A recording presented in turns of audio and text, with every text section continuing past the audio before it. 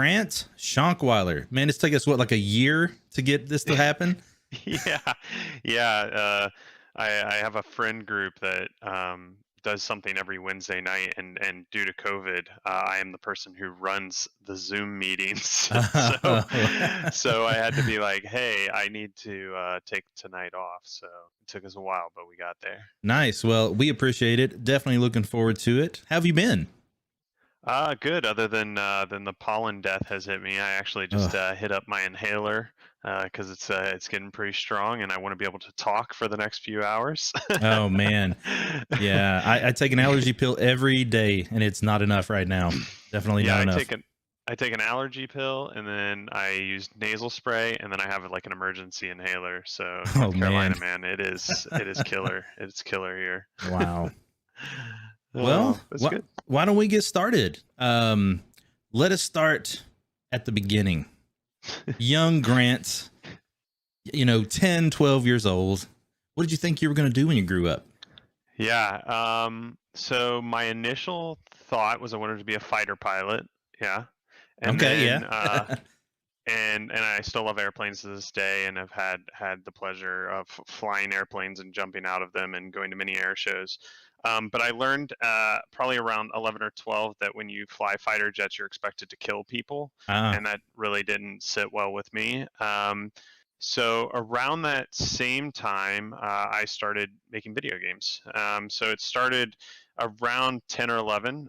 My buddy and I were swapping Game Boy cartridges back and forth. And at the time, Pokemon had just come out. The first, what was that? Yellow and Red, I think, were the first two. So we were swapping cartridges back and forth. And Pikachu's like kind of your main dude. I think it's in yellow, maybe red. I don't remember. But Pikachu's your main guy, and I taught him cut. And my buddy got really mad at me and was like, "Man, you're the worst." And we got into a fight. We literal fist fight over this, and we said, "Hey, look, our friendship's more important than this, so let's not fight." And then we were sitting there. I remember post fight, like sweaty and a little bloody, and he said, "I think we could make a better Pokemon." And I was like, we can make a better Pokemon. And so that was the beginning of my adventure into game development. We wrote a design document, hand wrote a design document in red ink pen. I don't know why we picked red ink pen.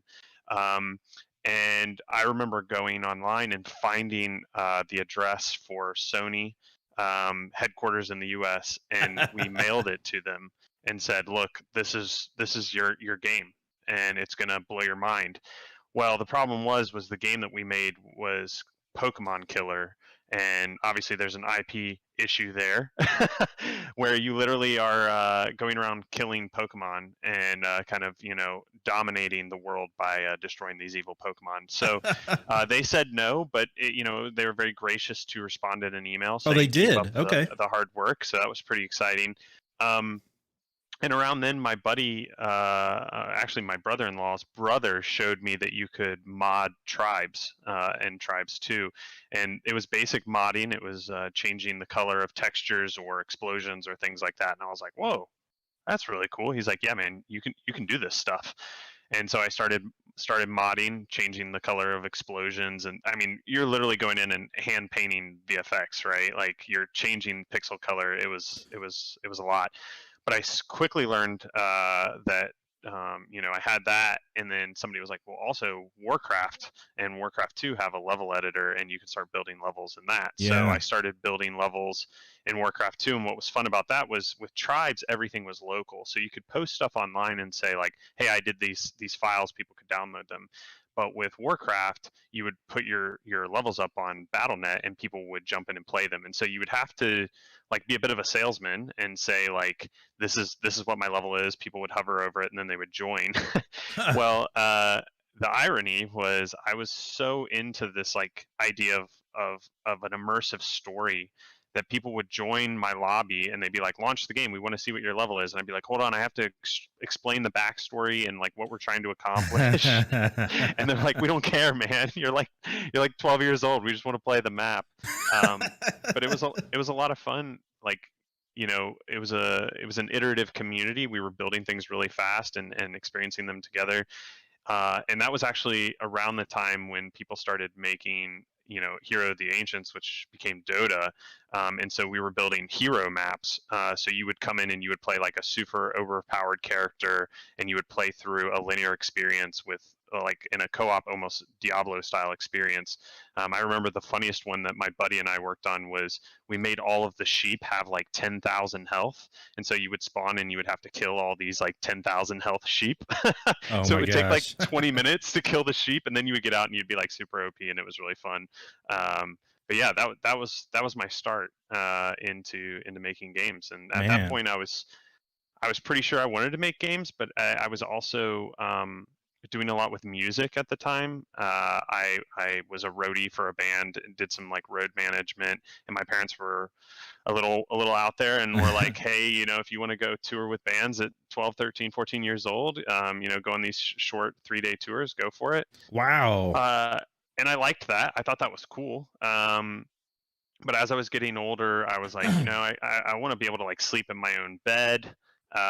That's cool. I don't really enjoy the touring experience. If you haven't been on a tour and slept at the foot of the bed of 2 band members or slept in a 15-passenger van, you don't understand the pain of indie music travel. That sounds Um, awful. yeah, as someone who's 6'3", it was not the most fun. I bet. Um, and and so I was in this weird place where I was like, I could go music. I don't know how to do games. I've kind of taught myself some programming and stuff. Or I could become an economist. And I was really into economics, and I thought, Huh. man, being an economist would be super cool. And I had started to learn about economics outside of just money, but it just didn't feel right. And I felt like games were where I was supposed to be. And someone I knew through music gave me one of the Full Sail brochure mailer things, like the really Oh thick ones. yeah, yeah. And they were like, hey, we really think you should go here and do show production, and it'll like really level you up. And I was like, oh, cool, cool. And I remember looking through it, and like the first page was David Farmer, and I'm like, oh man, this dude worked on Lord of the Rings. This school is like legit, right? Like, I love Lord of the Rings. This guy won Oscars. Like, he's legitimate. This school must be legitimate. And as I was flipping through it, I was reading about music and stuff. And then I can't remember the guy's name, but there was an article about a guy who worked on Asheron's Call. And I was like, games? They have like a game program? And I was like, that's interesting. And so my buddy who I had made Pokemon Killer with and I both were like, we should go down and see this school. So we went down to Florida from northern Kentucky, Ohio, to see the school. And I was kind of there to scope it out for games and for music at the same time. But I remember going into the space where the games were, which at the time I think was 3B. I think it's still in the same building, Mhm. or 3C, whatever it is. And I walked in, and it was like that scene in Harry Potter when he gets his wand, like when everything's like Yeah. around him. That was how I felt like walking into that space. They had like a little Alienware lab or whatever, and I walked in and I was like, these are my people, right? Like, I had my buddy and I had a group of guys that I would mod with, and we did LAN parties all the time growing up. But outside of that, there was no one who really took this seriously. So going into a space where everybody was taking it seriously really felt like coming home. And by the time I was about halfway through the BTS tour, this would have been in 2005, I had decided, yeah, this is where I'm going. And so at that point, my entire senior year was basically a formality. So I worked a full-time job and played rugby and just tried to prepare to go to Full Sail because I wanted to save up as much money as possible. So my parents made me apply to a few other big name schools just as like a backup. But as you know, Full Sail accepts everyone with money. And so I remember my parents being, very, very excited for me, but also a little bit sad that I got all these big scholarships to big name schools, and I went to the one that gave me no scholarship. That's fair.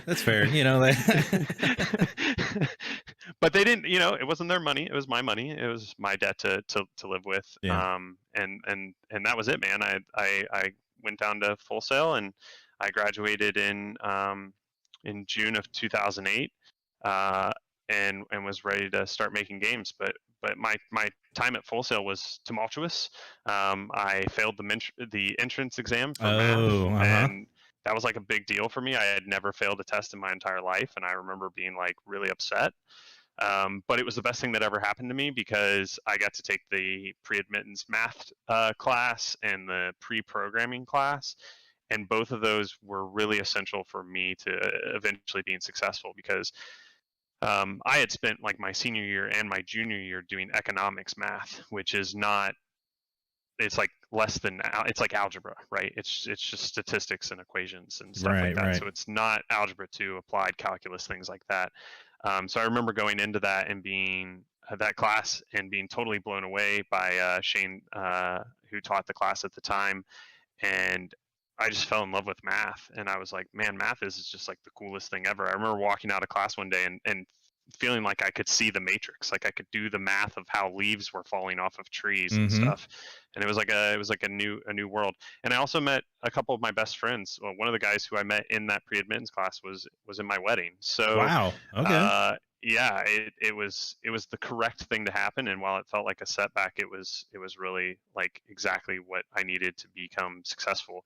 And it also taught me, one of the best lessons that I learned at Full Sail, for a lot of people that go to Full Sail, you're one of a few things. You're usually either like really successful in your school, or you're terrible in high school, right? Like it just doesn't work for you, and you don't gel, right? For me, I was like super successful, and so coming in and failing was really hard for me. And I quickly learned that I was not the smartest person in the room by far. But I looked around the room and found out who was, and I immediately became friends with them. And my cohort is really what got me through Full Sail. My friends, because I'm not what I would consider a naturally talented programmer. I'm a logical person, but I'm a literal 50-50 right and left brain split, as I think most people who come out and don't go into programming are. I'm sure Jameson, you are too. Yep. and it's kind of hard. It's kind of hard for us. And so I found the guys who were like super logic brain, and I sat next to them and I was like, help me. and that's how I was able to graduate. So wow. that's my into the industry journey. I know you asked 10 to 12-year-old, but no, that kind of covers it. As you were saying that though, I think one thing that's interesting about the test that you took is it wasn't really, you didn't really fail. It was an aptitude test, right? So, correct, yeah. and in the end, it worked perfectly, right? Because it identified this was something that you needed, and then it got it for you, right? And they didn't have that when I went through. So I got the struggle bus through the first bit of it.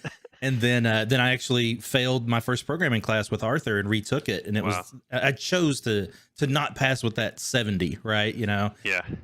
But it was the best thing I did, because that coming back through that second time made a humongous difference. Right. Yeah. So the way that the test works, I think it's changed a little bit, but the way that it worked when I went through was, if you got below, I think, a 65, you had to wait a month and then retake the test. If you got between a 65 and a 80, I think, or maybe an 85, you got put into the pre-admittance class, which is a free class, which is right. Free college class. If you got above that, you immediately went into the program. Okay. And so yeah, I was super glad that happened. And then because of that, you just made me think of something like that I didn't even realize until now. Because of that, I realized that I needed to ask for help. And so when I was in programming one, I was not only asking other people, but I remember doing the first test, and I didn't do well on the first practical programming test. I think I got like a 75 or something. And I legitimately went home and cried. Right? Man. Like, I don't know how to get, I didn't know how to get low grades. Right. Yeah. And so the next day I asked one of the lab techs if they would sit with me and walk through my program and show me what I did wrong. And, they did. And that was amazing. That's like, great. That was someone spent 15 minutes, 20 minutes of their day. It was after lab had happened. Everybody was gone. We sat in a room by ourselves, and he walked me through and he said, look, this is where, you should have done this. You're allocating memory incorrectly here, blah, blah, blah, blah, blah.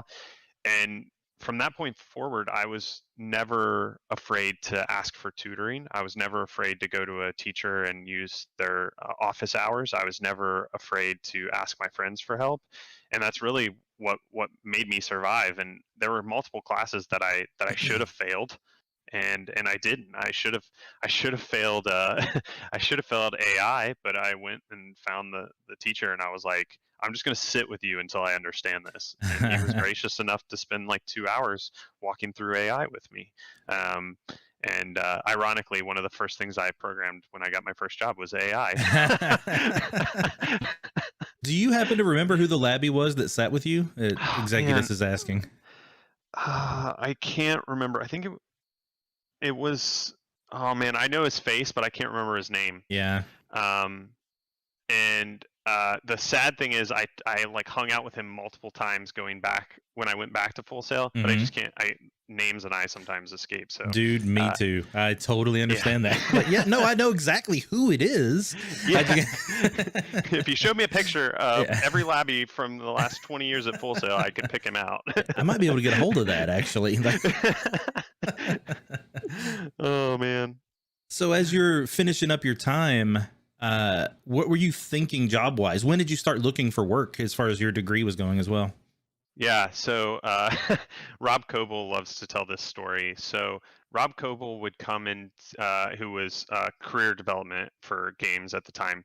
He would come and talk to students during, I think it was month like 5 or 6. He would just come and say, hey, here's what resumes look like. Here's the stuff that you need to be thinking about. It was like a 15-minute lecture or something like that. And then he would say, my door is open. Here's when you can come schedule. Most of you I'll see, in 6 months before you graduate. And I scheduled an appointment that day. And Rob loves to tell the story of me showing up, like 18-year-old kid, right, walking in and being like, I made my resume and I didn't know what to put on it, but here's my experience. And I sat and talked to Rob for like an hour. And what was great is Rob and I are really good friends now, and we're really kindred spirits, even though we're separated by decades.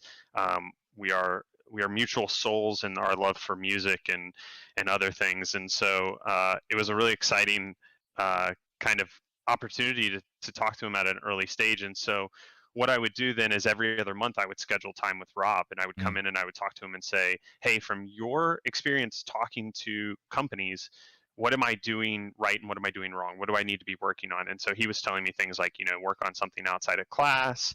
He gave me the great advice of like, email people who wrote Gama Sutra articles, start networking, things like that. And so I had a pretty big network by the time I was about 6 months from graduating. Okay. So 6 months from graduating, right before entering final project, is when I started looking for work, which seems pretty early. It is very early. But I thought, I'm going to get rejected a whole bunch of times. Right. And I want to get good at interviewing before I'm ready to take a job. And my goal was to have a job 3 months before I graduated. Okay. I don't know where that goal came from, but that was my goal. Nice. And so what happened was basically career development would send your resume to people. Career development would also host on-site interviews sometimes and host guests. So anytime a guest came, I asked to interview with them. Most times I was told no, because people who are farther along in the program obviously have seniority, so they would go to those interviews. But I would just show up and I would talk to people. I would talk to whoever was there, right? And I wasn't annoying. I wouldn't be like, put me in the interview, but I would just talk to the person in the hallway or whatever. And so by the time I think I was at 4 months from graduating, I had sent out close to 100 resumes. Oh, and wow. I'd gotten a ton of rejections. And so there were 3 interviews that I ended up doing on site. 2 of those were directly through Full Sail, and one of those was just a blind interview sending like resume. And I want to talk about that one because something Keith talked about is really similar to what happened to me there. So Keith talked about how he went and did a test and rewrote the test. Right, yeah, because they didn't have the proper test. So I went and interviewed for Namco Bandai in San Jose, and they had been building games for flip phones, right? They've been bringing over Pac-Man and Miss Pac-Man and stuff like that. And they were building their first C++ Windows division. I was unaware that that's what exactly was happening. I had just applied for a C++ programmer position that required like 2 years experience. So I show up, I do the interview, and I'm halfway through the interview, and they said, "Okay, so we're gonna have you do a test." I'm like, "Okay." I'm terrified, but I'm ready. I'm ready. And they bring out this paper test, which I think is the worst way to test programmers, by the way. Yeah. I hate that even more than whiteboard because like I have to write code. At least if I'm talking through it with you, you understand my logic. But they said, here's the test. We're going to leave for an hour and come back. Now here's the problem. We haven't tested any C++ programmers, so this is in Java. What? I'd only written Java once. Okay. Yeah. Once in my entire life. So what I did was I sat down and I rewrote the test to be a C++ test, and then wrote all of my answers. What? and then the lead programmer came in and I said, "Hey, so I'm not super good at Java, and this is a C++ position. So I rewrote your test and I wrote out the C++ answers. And yeah, so here you go." And he's like, "Okay." So we did the rest of the interview, and I quickly realized I didn't want the job, mostly because if you've never been to San Jose, you can't live in San Jose. You have to live like an hour plus away, and that just didn't seem like something I wanted to be doing. So they called me when I was at the airport, and they said, "Hey, we want to offer you the job," and I was like, "Yeah, I don't think I'm interested," right? Which kind of a ballsy move to make as current student with no job offers, right? But I said no, and ironically, a year later, I ran into the lead programmer and somebody who he did hire for that position, and I jokingly said something like, "Oh, how's my test?" And he's like, "Oh yeah, we literally transcribed your test, and that's what we use to hire C++ programmers now." Oh my gosh. I was like, nice. They're like, nice. worth it for us, Yeah. I mean, I had a great time. I got to, go to San Jose, and I flew like on a little jet from San Jose to LA, and I had a great time. But the other 2 interviews I did was I interviewed with Midway. So John Diaz and Rusty and all those guys, they came back after Black Site Area 51 came out. And they were doing interviews the next day after their panel, right? And so I had told Rob, I said, "I really want to interview with these guys."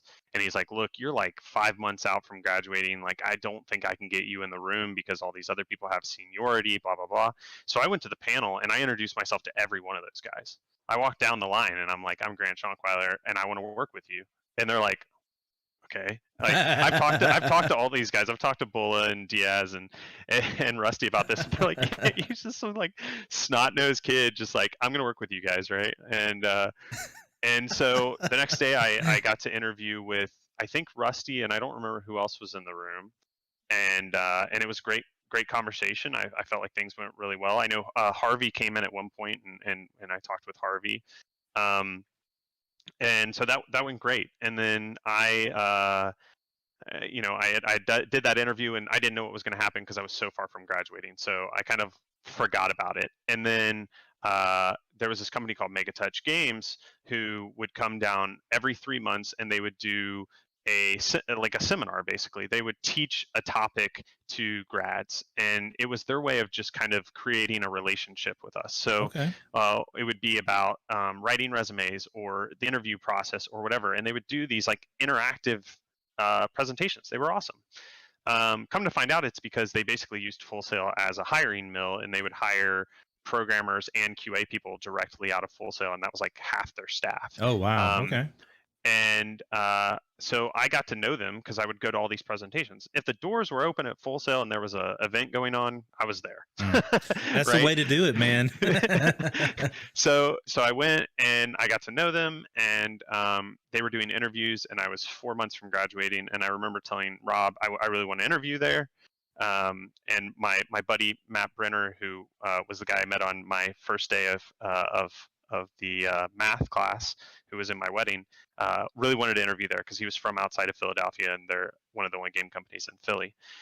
And I remember talking to Rob, and Rob's like, "Man, I don't think you really want to be in the casual game space. I think that you're going to make it in the AAA game space. You need to just hold off and go interview at Midway and interview with these other companies. And I'm like, I really want to interview with them. And he's like, all right, man, I'll put you in there. And I went in and I had like literally written all the things that they had told us were the right things to do before an interview. So one of them was like, have questions. And so I had taken a notebook, and on the front was like, I had written in Sharpie, questions for Megatouch.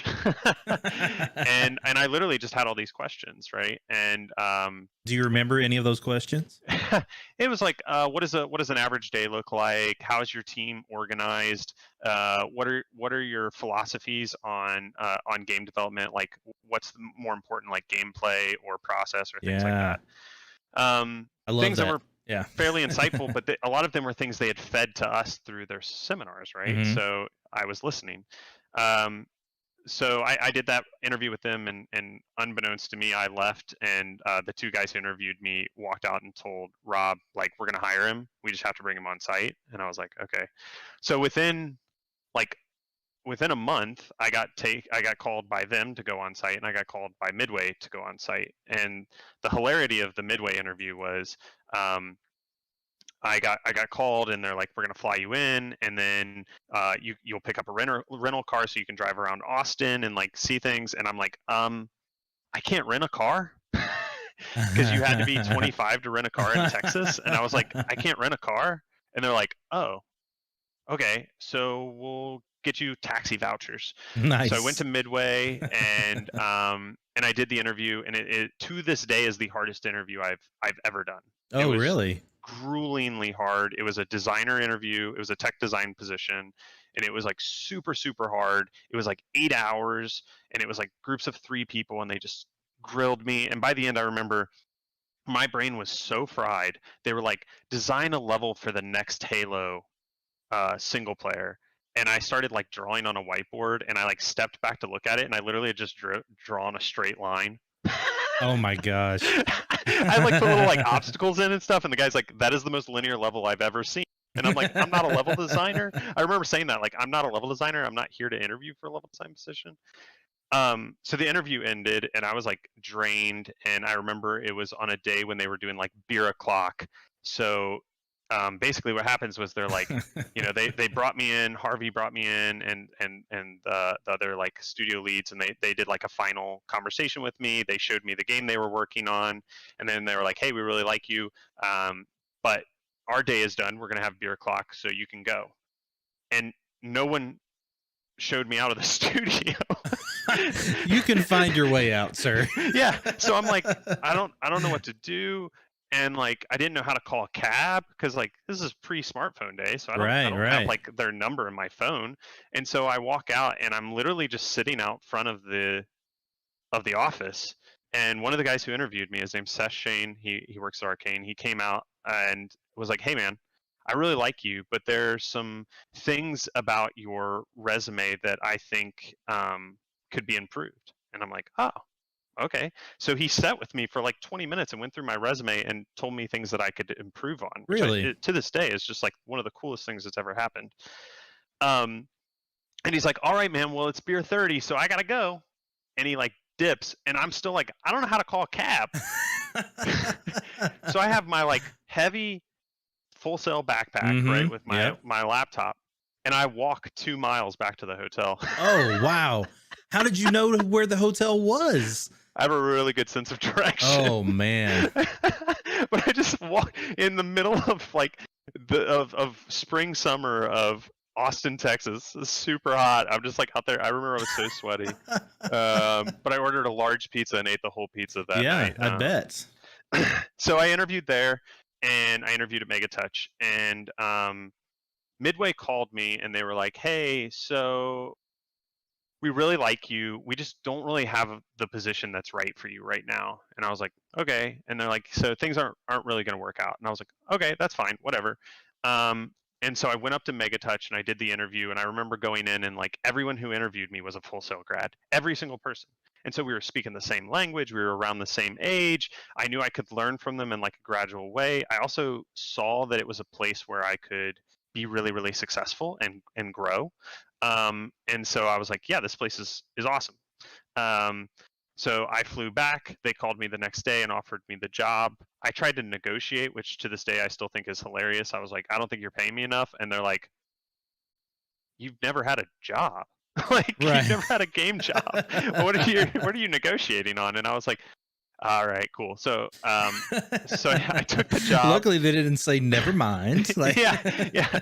So I took the job, and that was, I think, 2.5 months before graduation. So I had plenty of time to like prepare, and my buddy Matt got a job there, so we like got an apartment up there, and we were like going to move up there together and everything. So fast forward to my final project presentation. Final project to this day is one of the most fun things I've ever done making video games. So much I just fun. had a blast, right?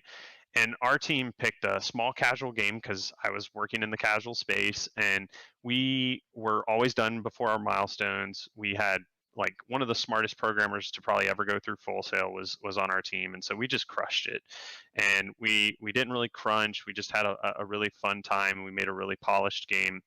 And Midway came to my final project presentation, and they did a presentation the night before, and I went to that, and I hung out with them because the 4 people that came had interviewed me, and so they just wanted to hang out. So I think we went to like Ale House or something afterwards and had a good time. One of the people there, and this is important this is foreshadowing for my story, was Carrie Barcroft. She was the head of HR there. Oh, yeah. And her and I talked, and just became really good friends. And so I did my final project presentation, and I remember the Midway people were sitting in the back. My family was like sitting in the front, and I did the presentation, and my family are great cheerleaders. They laughed at all my jokes and stuff, and so that made the whole group have a good time. And final project presentation ended, and Rob came and grabbed me, and he was like, hey, the Midway people want to talk to you. And I was like, oh, okay. And I went up, and so there's like these like executive level people from Midway Austin sitting there, and they're like, hey, look, so we made a mistake. We want to hire you right now. And I'm like, what? And they're like, yeah, we'll find a position for you, but we want to hire you. Your presentation and your team leadership were just really great. And I was like, okay, cool. Well, I already took a job somewhere. And they're like, we'll beat that offer. And I'm like, I remember sitting there and I could see my dad. And I remember looking at my dad and looking at my mom and thinking, my parents raised me to be an honest person and a person of my word. And I'd given my word to this company in Philadelphia, and I wasn't going to break that. And so I said, hey, look, thanks a lot. That would be a huge honor, but I'm not going to take the job. On top of that, some things felt a little bit weird about Midway when I was there, and I didn't know what they were. Okay. So I took the job in Philly, and 2 weeks after I moved to Philly, Midway Austin shut down. Oh, okay. Well, that probably would do it. Yeah. So. Oh man. Yeah, really good. I didn't take that job. Why would they want to do that? Did these people were they not aware? Okay. Mm-hmm. Okay. No, it was like a corporate thing. They didn't know that they were working on these games, and the games were successful, but Midway as an organization was crumbling, and they just were completely unaware of it happening. Wow. So you could have been the saving grace. Yeah, probably not. Probably not. I do feel bad though, because a couple guys I went to school with took those jobs, and one of them was there, and he worked for 5 days before the studio shut down. He moved all the way to Austin, and it shut down. Wow, that's tough, man. That is tough. So I have one observation. One, kudos to you for taking the job you promised to take, right? My mind immediately went to another side of that, which was you and I both know how small this industry is, right? We know how difficult it can be for companies to take a chance on new grads, right? Yeah. Had you not taken that, you could have soured that entire team to taking a chance on someone young. Again, right? Like there's like a lot of angles that could have came out of that. So that, I mean, who knows, right? But just the thought, and we know how fragile this kind of stuff can be, Right. Yeah. Yeah. And totally. I mean, the other thing that's interesting about that is I'm friends with almost every single person that interviewed me at Midway. Yeah. and I've worked with some of them, right? Like, and because the way that that relationship ended, that interview ended, was so. I mean, I'm impressed at how 19-year-old me handled that situation. Yeah, right. But it's because of the way it was handled. You know, we liked each other. We're still friends, right? Like, Yeah. and I mean, it helps that they're all awesome people.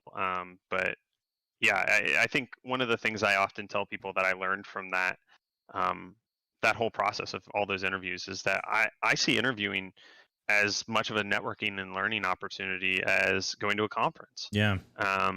Every interview I've ever done, I've made friends with someone and become friends with someone, even if I don't take the job. Yeah. And same for interviewing people. I've interviewed hundreds of people, and the number of them that I've sent LinkedIn invites afterwards and been like, hey, you know, I heard you chose to go a different way or whatever. I thought you were cool. Or I give them feedback afterwards, which I've learned recently. I think Will said this, that corporate companies tell you not to do that. I've never been told not to give people feedback. It is sometimes frowned upon, yes. But I've always done it, so whatever. All right, I have one question for you about back when you were shotgunning resumes. Yeah. You said you probably sent about 100. Where did you get 100 places to send resumes to? What kind of resources did you use? I used Gama Sutra job board was like the thing at the time. Okay. And then Monster was another place. Monster.com had a bunch of jobs. I don't think Game Dev Map existed at that point, but there was another source that just like listed game companies. And so I would just go find game companies that were making anything from AAA to midsize, and I would just go on their job page, and basically I would look for anything that was in design, production, or programming that said 2+ years or less experience, right? Okay, yeah. So if it said 3 or 5 years, I wouldn't apply. If it said 2 or less, then I would apply. Yeah. And so, yeah, I think most of those I was completely unqualified for. And I probably didn't make it past the original, you know, the first sifting, but it was good practice because not all of them, but most of them I would tool my resume to that company. I would adjust things based on it. Yeah. So it wasn't just one resume thrown at 100 people. It was probably 50 resumes at 100 different companies. So. Okay. That's people are always curious that, you know, we tell them apply, right? Where's the best places to do that? And that's some good resources. Man, it was different back then for sure. You know, like are there sites that do like what Monster used to do now, like for us? Yeah, that's a good question. So a friend of mine runs a website called Grackle. Okay. And I'll post that on the Discord afterwards. And it is an aggregator that he runs that pulls all the different games listings. It's like hundreds of game companies and their job listings and puts it into one location. Okay. And then Game Dev Map is really useful if you want to move to a specific location. I've used that before. There have been times in my career that I've wanted to move to a specific place and I've applied to positions in that place or at least looked at companies in that place. And so that's super useful, even though I think, as Will's mentioned, it's always out of date. Right. Yeah. But it still exists. So yeah, that's one way to do it. And then also there's so many Discord communities now that you can join that just like have job listings. Like they'll just have a job feed and you just follow those as well. So I feel like I'm constantly being inundated with job, you know, like job postings. That is true. See, what we need to make now, though, this might be $1 million idea, is a website that shows companies that promote remote working now. Right. Yeah, so then totally. Bye, everybody. That's right. Yeah, I think we're done here. So what was it like when you go to Megatouch, you moved, and you had never really been to Philly, right? Like this is kind of your first time there interviewing. So what was it like moving to a new city and working at a company there? Yeah, so I moved down to Orlando, and I didn't know anybody when except for my buddy from back home. So the two of us moved down there. So I had had that experience of like being an adult, and moving to Philly was even more because it was a much bigger city, and it's going into a working position as well. So it was. It was kind of weird because the fact that so many of the guys who worked there and girls who worked there were full sail grads, it wasn't the onboarding wasn't super steep.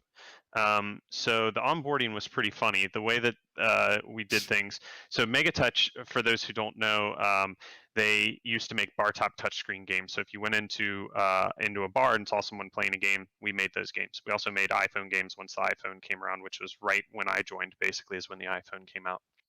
So in summer of 2008. So when I joined, we were using a 2D sprite-based C++ engine that was actually built on top of a C wrapper that was built on top of a assembly wrapper. So Oh, they've been wow. making games for a long time, and they've been using the same engine, and someone just kept building wrappers on top of it. So it was C++. It was it was Linux. So we didn't have an IDE, we didn't have Microsoft, we didn't have debugging. Everything was command line.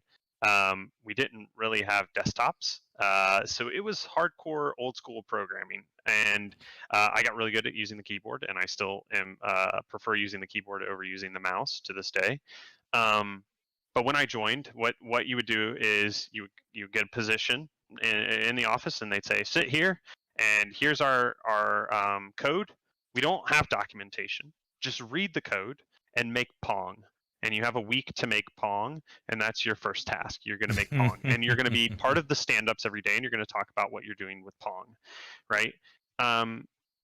As with almost every full sail grad that came after me, I sat down and made Pong in like a day and a half, Right. Yeah. And I was like, I'm done. And they're like, oh, okay. Well, I had sold myself as a sound programmer because I had this music background, right? So they said, okay, cool. You're here. You're a sound programmer. Rewrite our sound engine, right? So I have this 2D C++ sprite-based engine, and I decide to remake Fmod in a 2D engine. So Okay. I go way beyond. I ended up implementing 3D sound in a 2D engine and like all this stuff, and like you can pan and you can do all these ridiculous things. But it took me like a week, and it was a really interesting way to like get involved in the game process. And so at that point, they basically paired me up with another programmer, and they said, hey, what you're going to do for the next month is you're going to fix bugs on this programmer's games. The games were like 5-minute touchscreen time waster games is what we called them. And so usually there was one programmer, one artist, and a QA person involved in the game. And so I jumped on and I just fixed bugs on other people's games to kind of learn the coding style, learn the code base a little bit more, and go from there. And so within, I think, a month and a half of joining, I had my first ship title, which was pretty cool. That's great. Yeah. So I got to go through like the whole shipping process in like 1 month, 1.5 months. And so fixed bugs, and then as soon as that first one was done, I got handed a couple games and said, hey, you're in charge of coding these games. Go code them. Oh, okay. Eventually we evolved to doing a little bit more pair programming, just because it sped up the way we did things, and basically one person would be the hands and the other person would be the architect, and so we would architect code together and write all the kind of outline of the code, and then we would go apart and we would write the actual functions and stuff like that. Okay. So it was interesting because I had just turned 20. I moved right when I turned 20. I got the job when I was 19, moved right after my 20th birthday. And because of it being all these Full Sail guys, none of us had really had a college experience, right? Like we went to Full Sail and just worked. Yeah. Full-time education. Right. And so now we were working in casual games, so we were maybe max working 42 hours a week, Oh, right? wow. If we Okay. were crunching, we'd work 50, right? And so now we all had money and we had free time, and so we basically lived college for 2 years. So we all got to be really good friends. We would have parties at each other's houses, like literally every other night. We'd come over and play Rock Band or Guitar Hero, whatever it was at the time. A bunch of us moved in together, and we had this huge house. We literally had like, there was like 5 of us living in a mansion in Oh, wow. Philly, and we literally had parties with 200-300 people at this house. It was just absurd. But we just had a really great time building games. And as I was there, I joined with like 2 other programmers at the same time, one of them being my friend Matt Brenner. And one of the things that I noticed was that I was kind of progressing like this as a programmer. Like my skills were going up, but they were going like this. The other guys were joining and their skills were going like this. Yeah. And I started wondering, like, is this what I'm supposed to be doing? Because I don't seem to be grokking this at their speed, and I don't seem to be progressing at their speed. Okay. And so I started thinking about that a lot. Like, how do I improve? How do I get better? And I started like, doing stuff after work to try and improve myself. But one of the things that I kept gravitating towards was more design. And so the way that the design worked at the company was there was a creative director, and the creative director was like, he was over everything creative at the studio, from marketing to game design to whatever. And he even would say, if you talk to him to this day, I don't consider myself a game designer, right? So he would come up with these ideas, and then like the team would just kind of naturally munge their way through them and figure out what it is, right? Okay. And so one day he came to me and he was just like talking to me about a game I was working on. And I was like, hey, AJ, I got an idea for a game. And he's like, okay. And I pitched him the dumbest game idea of all time. And I knew it was dumb, but I really wanted him to laugh. And he started laughing. And then he was like, we can't make that. And he walked away, right? And like 2 weeks later, he came by and he was like, hey, so we have this game that we want to make, and I have an idea. Do you want to write the design document for it? And I'm like, well, I have an idea about how you write your design documents. Can I write a design document how I think a design document should be written? And he's like, sure. So I'm not being paid differently. I'm still being paid as a programmer. I still have to code 40 hours a week. Right. So in my spare time, I wrote the design document. I rewrote the way we were doing design documents. And then I was the lead programmer on that project. And as we're finishing up the project, he came to me and he said, hey, so what do you think about doing design part-time and coding part-time? And I'm like, yeah, I'd love that. And so he was not my boss. I was under the tech director. And so they had to meet and like had some weird powwow where like I had to check in 25 hours worth of code every week, and then I could do 15 hours to 20 hours of design work. So I started doing that, and I did that for about 5 or 6 months. And Matt, who it was my friend that went to Full Sail with, and we were living together, he went at one point and said to me, he was like, dude, we were pair programming a project. He's like, dude, you're not coding. He's like, I am literally carrying the slack here. You're coding like 10 hours a week, and doing design like 30 hours a week. And I was like, okay. So I went to the creative director and I said, hey, look, I think you need to make me a full-time game designer. Yeah. And I think you need to give me like all the design work here. And he's like, yeah, I think so too. And so that was a hard conversation for him to have with the tech director, because he was losing a programmer, right? And so we had to fill that position. So basically, while we hired someone from Full Sail to replace me, I kept coding, and then I transitioned to doing all the design. And it was like the wildest time of my life, man. It was pure systems design. I literally would have 5 games in pre-production. I would have 7 games in production, and then probably additional 4 games getting ready for deployment.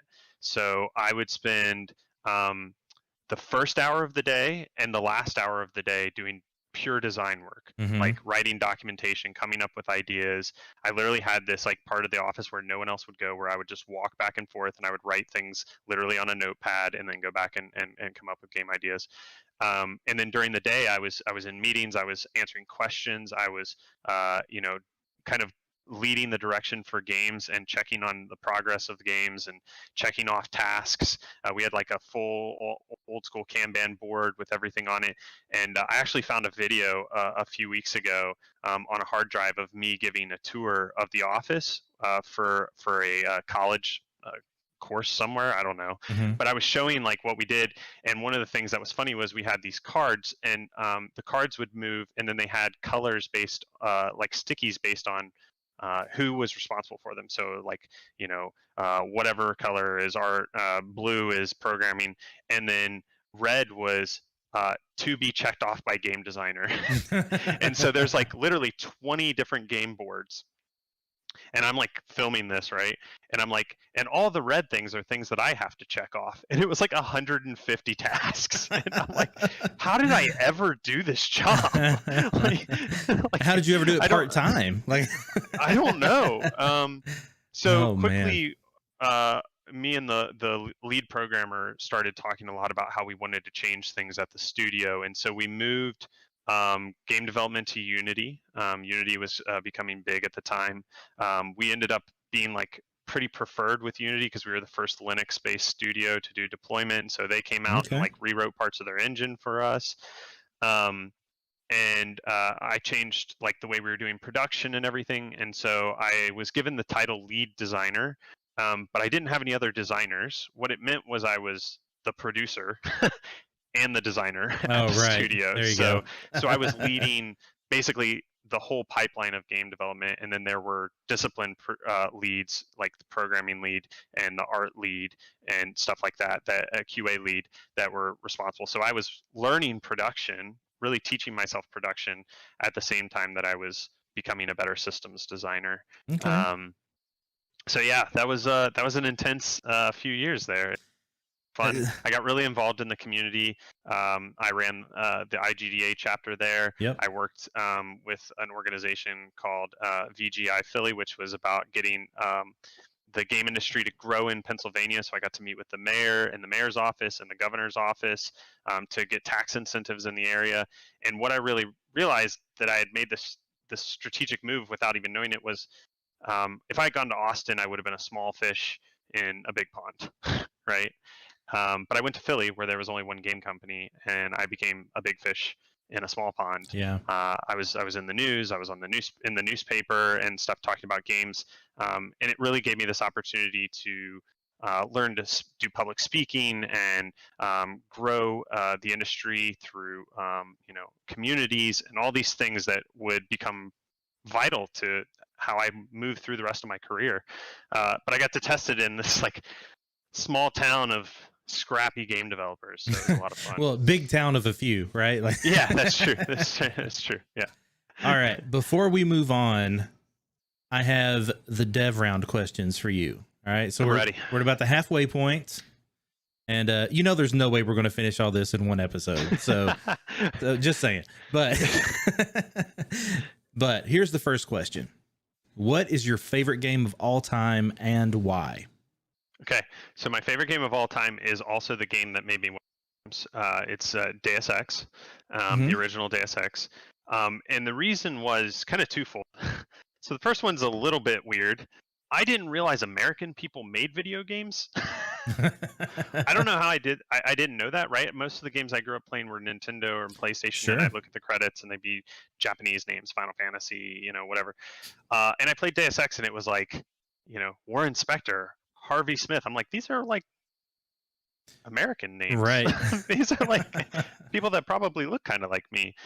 So that was like really inspiring. And then the other thing with Deus Ex was like you could kind of do whatever you wanted, and it was like one of the first purely systems gameplay games that I'd ever played. And I remember spending hours just doing dumb stuff in that game, killing off characters to see if they would show up in cutscenes later, and like trying to get in places that you couldn't get. One of the classic things you could do in it was they had these things called lamb mines, and they were these little sticky mines, and you could put them on walls and you could climb up them, and you could climb into anywhere in the level.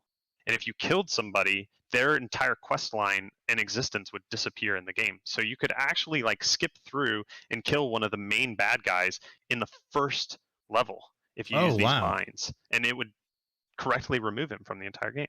Wow. And that game was made by like 12 people. I think maybe 20 people in total, including like QA, made that game. Just obscene, right? Yeah. How that game was made. And so it became a weird quest in my life to meet every person who worked on that game, and I've met everybody who's worked on it, and told them what it's meant to me. Warren actually mentored me for a few years, which was like one of the coolest things ever. Wow. And yeah, so that's the game, man. Deus Ex. All right. I mean, that's pretty understandable why too. Yeah. All right. When did you first feel like you had made it as a game dev? I have joke answers for this, but then I had the actual answer. My joke answer is when you asked me to be on your show. Oh, agreed. No. My second one is 3 weeks ago when NPR asked me to talk about video games on National Public Radio. That is great. But the actual one is related to Deus Ex. So as I mentioned, Warren Spector mentored me for a few years, and I just met him at GDC. By the way, this is I'm going to tangent here because this is a great example for networking.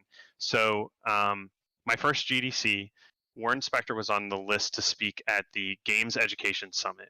The way summits used to work is they had no timeline. It just said, the next 8 hours, these people are going to speak. I was volunteering, and so I volunteered to work 8 hours of an education summit. My first GDC, right? Oh, wow. All these cool talks going on. And I did it because Warren Spector was supposed to speak. So the first session starts, I get everybody like organized, and then we're allowed to sit in the back. And I'm sitting in the back, and this dude sits down next to me. And I look, and I'm like, holy shit, it's Warren Spector. Oh, wow. And so the session ends, and I'm like, this is my shot. And I'm like, Mr. Spector, my name is Grant Shonkwiler. I'm a student at Full Sail. I'm getting ready to graduate, and I wanted to let you know that your career is why I wanted to make games. And he's like, wow, okay. And we went out in the hall and we talked for like 15 minutes, and he gave me his phone number. Whoa. Right? He's like, oh, I want to see how your career goes. So then we like became friends on LinkedIn and Facebook or whatever. And I started like sending him questions and stuff. And he's like, hey man, you can like call me whenever, or like text me and I'll answer questions for you. So it was like kind of like an informal mentoring relationship. Nice. So that went on for years, and then we just became friends. And I remember it was, I think 2000, I want to say 2012 or 13. I can't remember exactly when it was. He left games for a little while, and he started this graduate program at UT Austin. And it was the GDC before they were about to start. And I was sitting at lunch with him, and he said, Grant, I wanted to ask you if you would review the syllabus. And I was like, you want me to review your syllabus? And he's like, well, yeah, you're a game developer that I really respect, and I really think you're really good at what you do. And that was it. That was the moment that I was like, man, I've made it. Like, this guy who I've looked up to for decades now sees me as a peer. And that was the moment I felt like I had finally made it. Man, that's incredible. So, yeah. I love that. I don't think I knew the last part of that story. That's awesome. I like that a lot. Yeah. Yeah. It still blows me away to think about to this day. I can see why you tell that story. No, that's great. The other time I felt I made it was when John Carmack told me that my idea was smarter than his. Which is my actual resume now. It just says, your idea is smarter than mine, John Carmack. Nice. Okay, I have a question I want to throw in now because I'm curious about the answer to this. At what point did you start wearing exclusively rugby jerseys? Yeah, so in 2008, I went to GDC, and they used to have these after hours events that were like GDC wide, and they were in the pamphlet, and it would say after hours blah, right? And one of the things was a charity poker tournament, and I was a Full Sail student, right? And all I had taken that seemed nice enough to wear to a charity poker tournament was a Irish rugby jersey because it had a collar. Okay. So I wore that to the tournament. It was a $200 buy-in. I'm a Full Sail student. Wow. And I'm like, I'm doing it, whatever, man. And so I go in, and it's all these like director level and up people in the game industry, right? And I'm like, holy crap, this is obscene. Wow. And so I'm in there and I'm playing cards, right? One of the guys is a good friend of mine to this day. And his name is Kenny, and he worked at Media Molecule for years. And whenever I go over to the UK, I hang out with him. He and I chatted, and he's like, "Man, you're like a snot-nosed kid. Like, what are you doing here?" And I'm like, "I don't even know, man." And so I'm wearing my rugby jersey, and later I somehow end up at a table with the founders of BioWare. Okay. Man, Ray plays a lot of poker. And Ray now plays professional poker, and I beat Ray. Oh, wow. I cleaned Ray out. What? Right? So I'm like, it's just luck, man, just pure luck. And so the next day, I'm walking around GDC, and all these dudes are walking by, and they're like, "Hey, you're that rugby jersey guy from last night." And I was like, "Okay."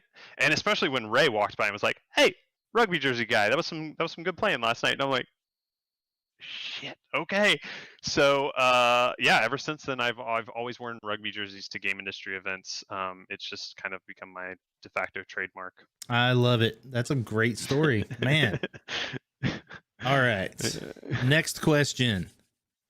What advice would you give to someone who's looking for their first job in the industry? Yeah, ooh, great question. Okay, so first off, I would say don't get discouraged. The thing that sets apart people from that make it into the industry to those that don't isn't necessarily the talent, isn't necessarily the passion. What it is their grit and their ability to get through hard things. Yeah. That's important when you're developing games, but it's also important when you're applying to get into the industry. As I said, I sent out like 100 resumes, and I didn't get 100 job offers. Right. So I had to be really gritty. The second thing is, start now. You're here, so you're already starting to get to know people. Network is the fancy term, but make friends with people, because probably not your first job, maybe your first job will be through another person, but most of your next jobs will be. All of my jobs have been through people I've known. I've still applied online to places, but I've had people attach their names to me, or they pushed my name in, or whatever it might be. So yeah, those are the two things. Get to know people.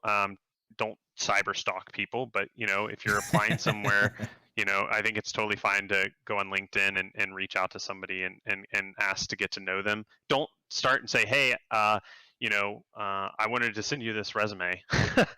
But you can reach out to somebody and say, "Hey, I'm really enjoying following your career. I follow you on Twitter or whatever. Is it cool to connect?" And then maybe in the future you can use them as a way to get in.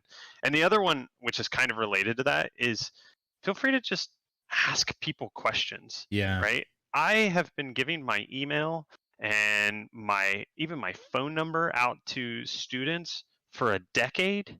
And I can count the number of people that have emailed me on my two hands. I agree. 100. Same for me. I don't understand it. One year I counted. One year at Hall of Fame, I gave out 200 cards. 200. And one person emailed me. Oh my gosh. I'm like, what? And you know what? That person got a job 3 months before they graduated. There you go. Yeah. Josh says he annoys Grant all the time with emails. He's one of the few that emailed me. So Josh sends me great emails, though. We have great conversations. I agree with that. Nice. All right. So we have one question that came in from the audience earlier today. It's from one Will Fitzgerald, who asks, "How do you deal with such tremendous success?" Oh God, Will. Yeah. So here's the thing about success, and this is what I found about successful people. You never allow yourself to sit in it, but you enjoy it. So what I mean by that is, I got my job at ID, and that was really cool. And I could have been like, "This is it. I'm successful. I don't need to work harder." But what I did was I kept learning my craft in other ways. I spent, an extra hour or two each week learning something new that would help me be better at what I do. Or a game I've worked on is one game of the year, and I could be like, that's it, I'm gonna post up and be on this forever. But no, I wanna do something different. And this is like super foreshadowing to where I'm at in my career now. But Fortnite is probably going to be the most successful game I work on in my entire career, right? Probably not going to ever work on a game that is more popular than that. So That's fair. I can look at that and say, I've made it, I'm successful. But instead, what I look at is I redefine what success looks like.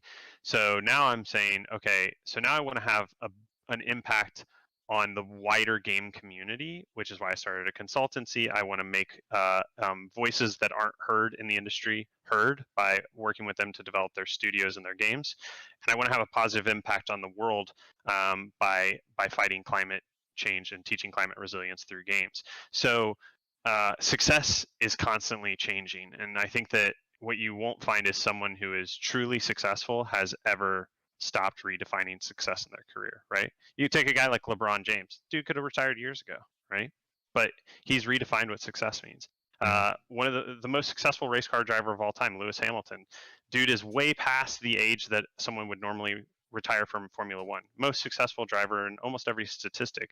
But I watched an interview with him a week ago, and he said, I haven't finished. I haven't made it. I want to be an 8-time world champion instead of a 7-time world champion. I want to win 150 races or whatever it was. He redefines himself every year, and that's why he's the greatest race car driver of all time.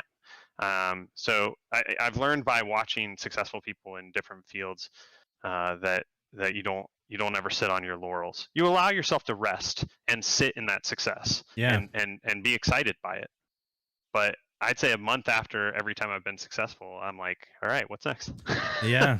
You're also probably someone that gets bored too, right? So Oh, super bored. I don't allow myself to get bored. My wife always says, I can't imagine how exhausting it is to be in your brain because it never shuts off. And I'm like, I don't really want it to shut off. I Sucks like going this. to sleep, though. Yeah. All right. So we just had a question get asked by Kim Alpert, which might be one of my favorite questions of all time. I'm going to add this to my list. If you were born in 1870, what career or job do you think you would have had? This is great. I love you, Kim Alpert.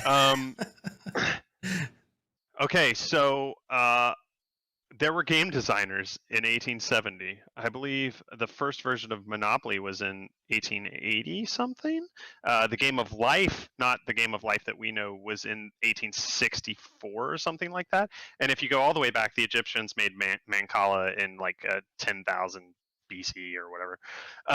So I would like to think I'd be a game designer, but more than likely I would have been on vaudeville, traveling around and doing some sort of a yakety yak dance show.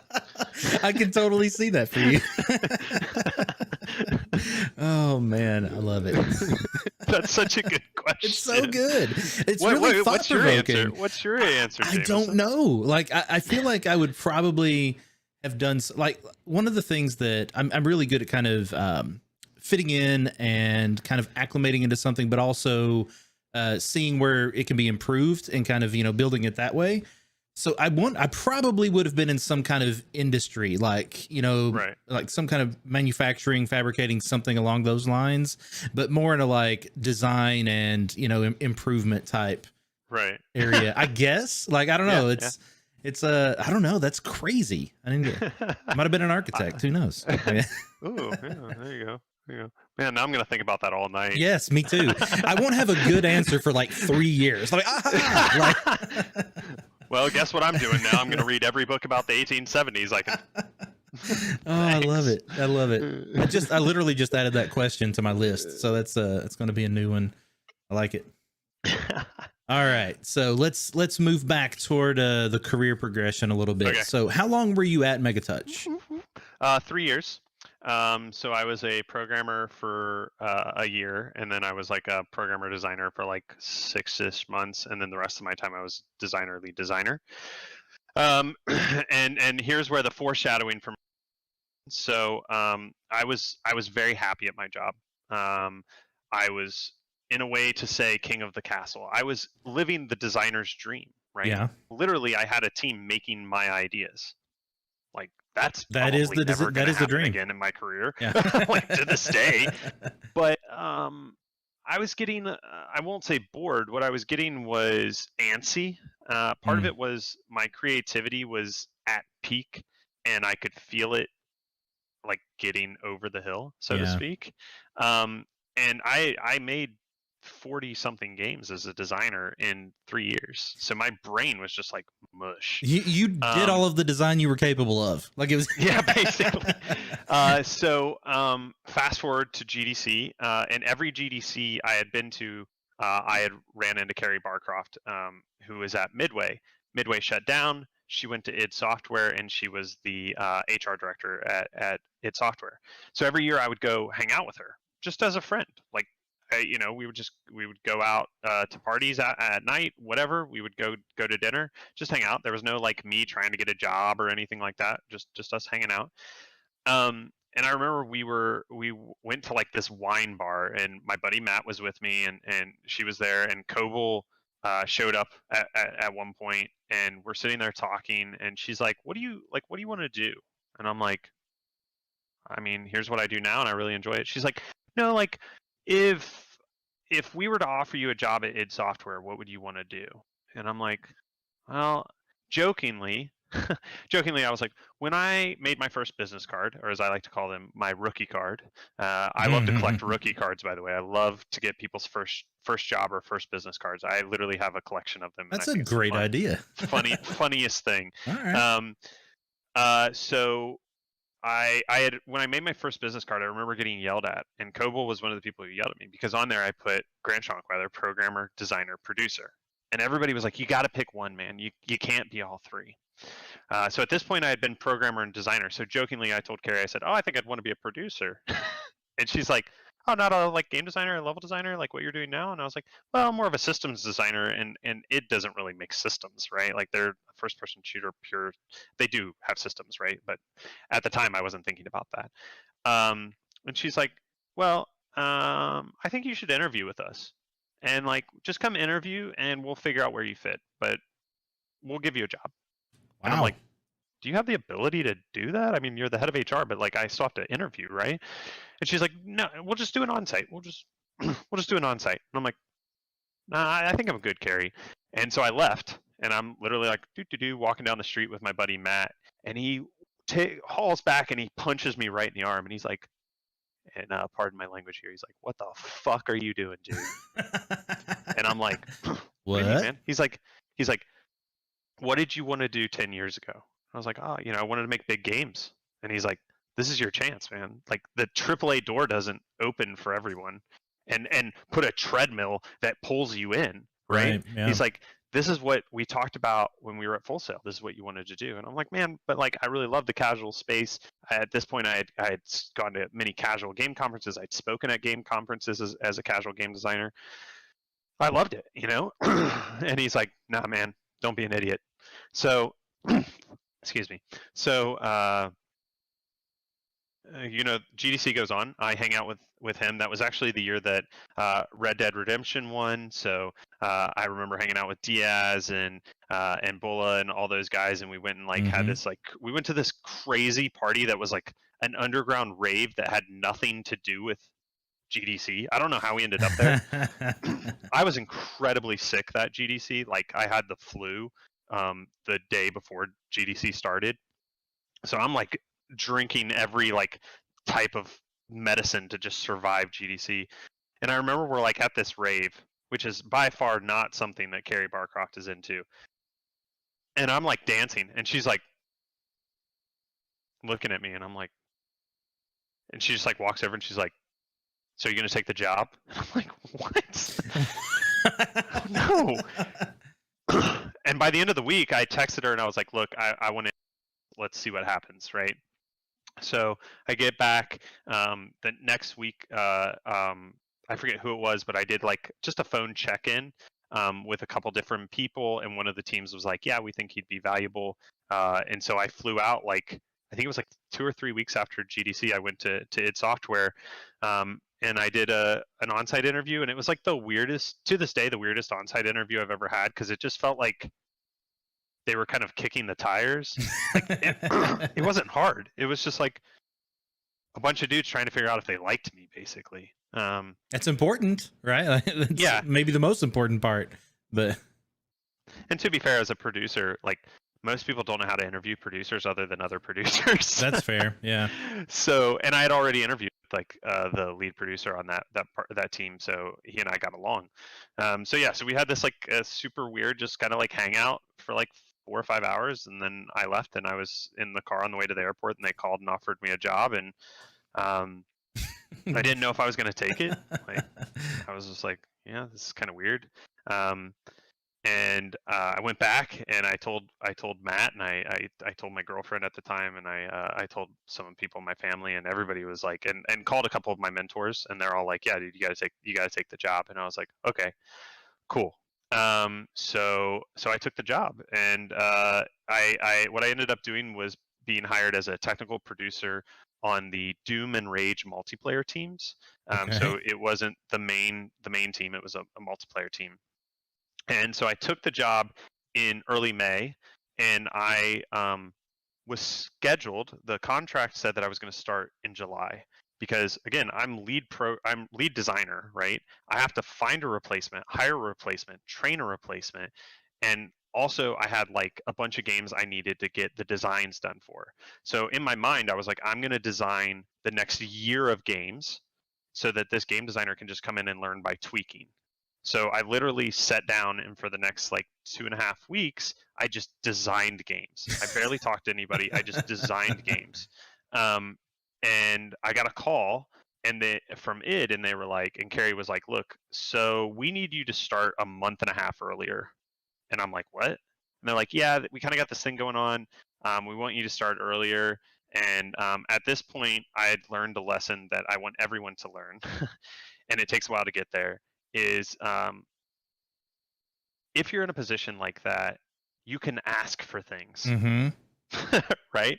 So I'm like, oh, well, if you want me there earlier, like here are the things that I need to offset. So, I need a signing bonus for that.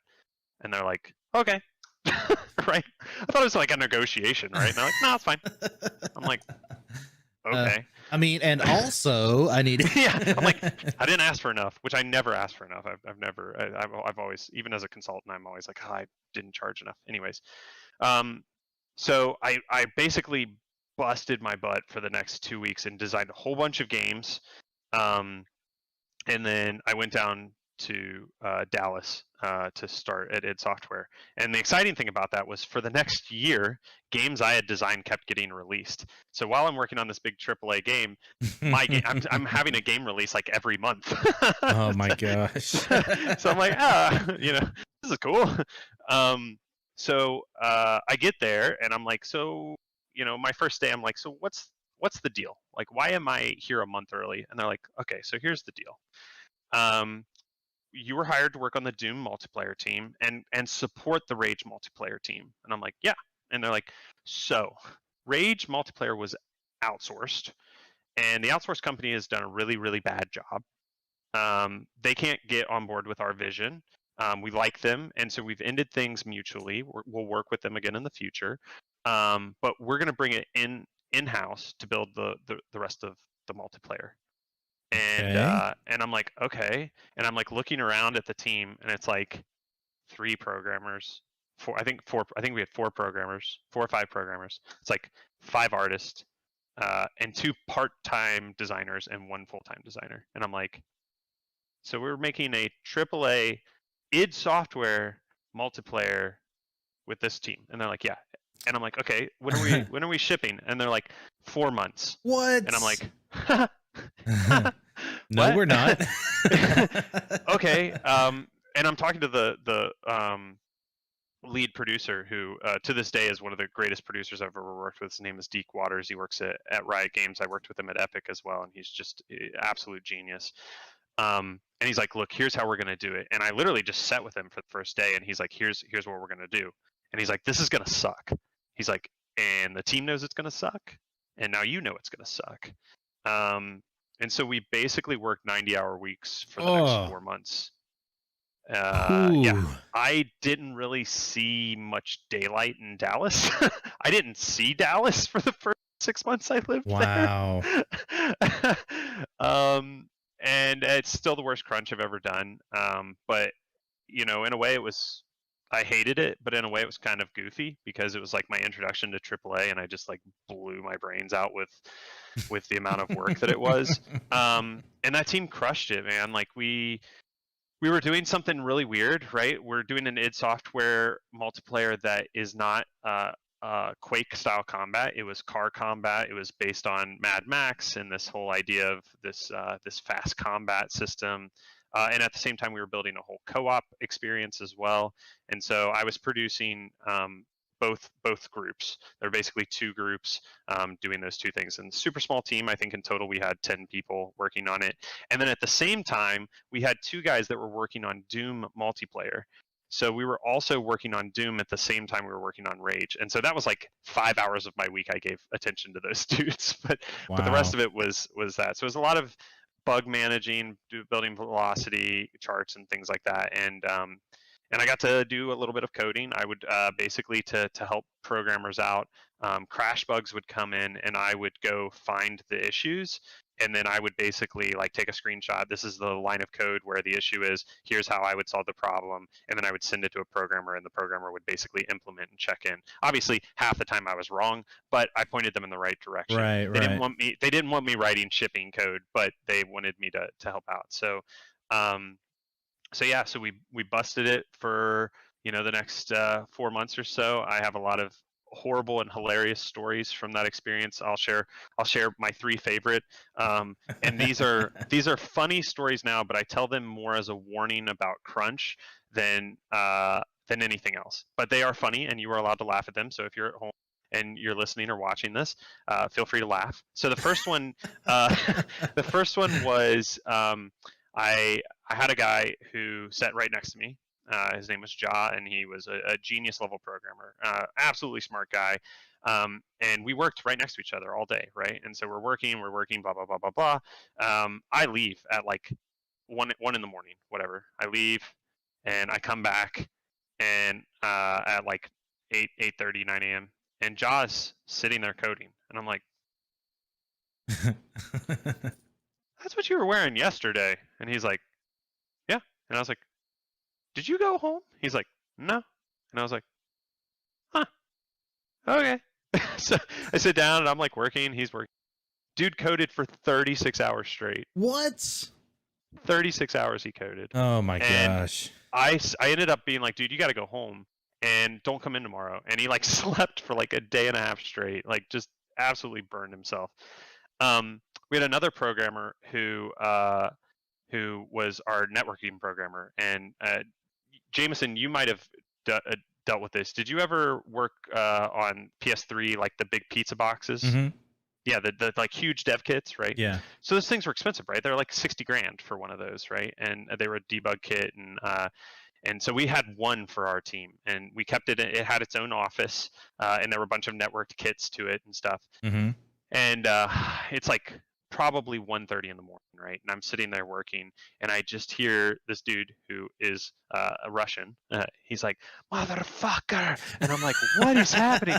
And I go in, and he's literally just looking at the pizza box, screaming at it like, "I hate you, you son of a bitch," right? And I'm like, "Oh my god, dude, calm down, calm down, calm down. What's the problem?" He's like, and he's like just losing his mind, and he's cussing, and he like won't stop, and I'm literally like jumping up and down in front of him, and I'm like, I'm gonna have to smack this dude to get him to stop. And then Wow. what's happening is he's literally having a mental breakdown. And so what I do is I walk up behind him, and I put my arms, and I put him in a headlock, and I carried him. As I'm going by his desk, I see his keys. I grab his keys, and I carry him to the elevator. I throw him in the elevator, and I throw his keys in, and I hit the first floor, and then I shut the elevator and like locked the elevator so he couldn't come back upstairs because he just had lost his mind, like Wow. completely just bonkers. Um, and then the last one is, to this day, like I look at it and I'm like, what was I even thinking? So we had this programmer, and it was him and his girlfriend, eventual wife's anniversary, and they went they went on a date. They went out to dinner or whatever. He knew he was on call. We were all on call. This is horrible, by the way. I hate this, and I hate that I had to do this. And he submitted something that crashed the build, and we had overnight QA, right? So if the build crashes, we're now spending X thousands of dollars for these people to test nothing. Right. Yeah. So I called him and I'm like, dude, you can finish dinner, but I need you to come back and fix this bug. And he's like, all right, man, I'll be back in like 20 minutes or whatever. And he was wearing flip-flops, and he texted me and was like, I don't have my pass, can you come down and let me in? So I come down, and he's like running up the stairs in his flip-flops, and he trips and he cuts his big toe open, and like it's legit like squirting blood. Oh. And I'm like, dude, just get in the elevator, we'll go upstairs. And I like get some paper towels and I like wrap his foot up, and literally he's sitting there coding and fixing the bug, and his foot's up, and I'm doing first aid on his foot. I like wrapped his toe, I like cleaned the wound, like all this stuff. And it got to the end, he like submitted the fix, and we like looked at each other, we're like, what are we doing? Like, why am I doing first? Like, I'm literally on your dirty feet, like fixing this problem. And I think that was like when I realized that we were literally like killing ourselves to make a game. And I'd like to say that was the last time I ever crunched, but it wasn't. But that was when I realized that it was going to be something I would fight for the rest of my career, and I would fight to make sure that my teams would crunch as little as possible, because it destroyed people and their lives, and it does to this day destroy people in their lives. So so that was rough. Man. But I got to ship my first AAA a game. What I did was I realized how burned out I was, and the 2 weeks before the game shipped, I had already bought tickets. As you know, I'm a big rugby fan, to the Rugby World Cup in New Zealand. Nice. And I had put in my contract that could not be, like, I couldn't work, right? Even if the game got delayed, I couldn't work. And so I went to New Zealand, and this is before like global, like phone plans and Skype and all this stuff, right? So I was completely disconnected. I'm on this island, right, like of New Zealand, and I just literally camped in the back of my car and drove all over New Zealand, and went to a bunch of rugby matches, made friends, and met random people, and had a great time. And then I flew back, and I landed at noon, and our game launched at midnight. Oh my gosh. And so I went to GameStop. I went to GameStop with the team, and we like did a opening night, signing things. And hilariously, there's a great picture of me and signing a game for somebody.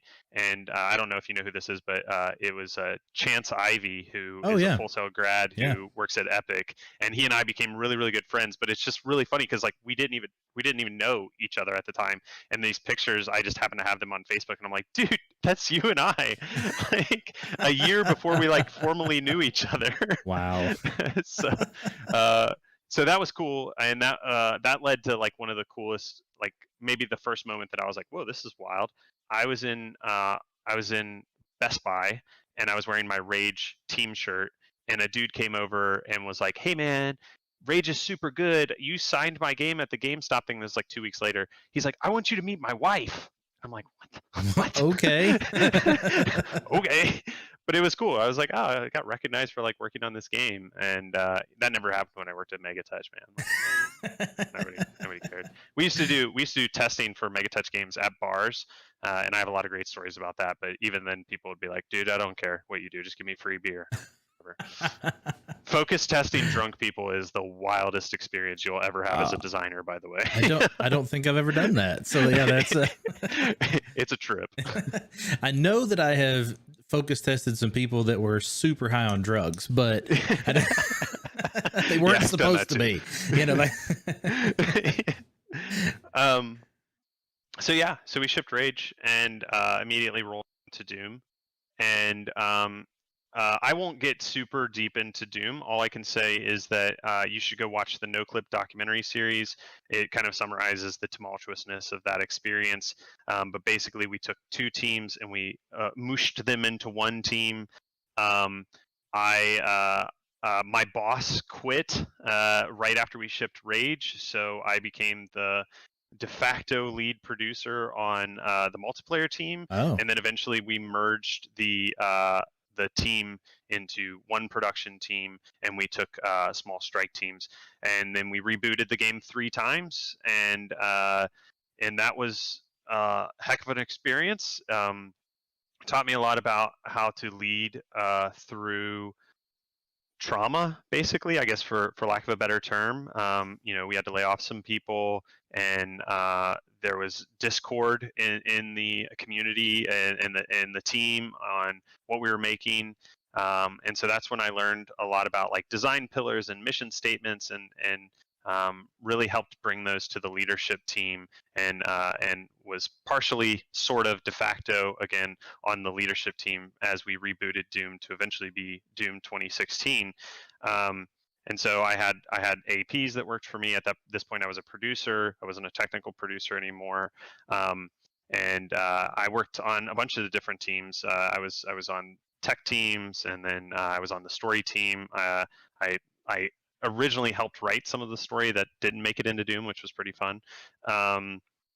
I helped design a bunch of the weapons that made it into Doom 2016. Just really helped out wherever I could as a producer, and just extra set of hands that was excited about the game, because we had to bring the team along because the game had been rebooted to eventually become excited about the game. And it taught me a lot about letting the team kind of lead the way, and letting game design lead the way, not narrative, not action points or anything like that, but letting game fun define your pillars, and prototype design and all that stuff was really key to that experience. But my favorite story that happened during this time, and the story I will tell my grandkids, was at one point I was John Carmack's producer. John Carmack's producer. Wow. Just him. Yeah. no one tells John Carmack what to do. It was a complete joke. What it was if there was an issue in John's code, someone had to tell John that there was an issue in his code. So that was part of my job. And I remember many times coming in and being like, John, will you please fix this issue?